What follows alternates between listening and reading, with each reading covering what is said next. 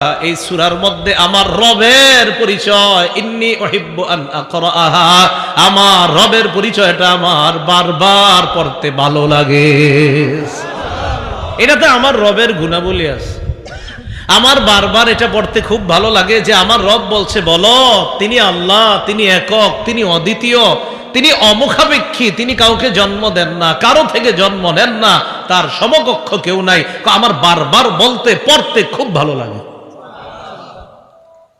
তো সাহাবীগণ গেছে, নবীজি সাল্লাল্লাহু আলাইহি সাল্লামকে বললেন, তিনি এই কারণে এই সূরাটা পাঠ করে। ফাকালা রাসূলুল্লাহ সাল্লাল্লাহু আলাইহি ওয়াসাল্লাম, রাসূলুল্লাহ সাল্লাল্লাহু আলাইহি সাল্লাম বললেন, আখবিরুহু আন্নাল্লাহা ইউহিব্বুহু,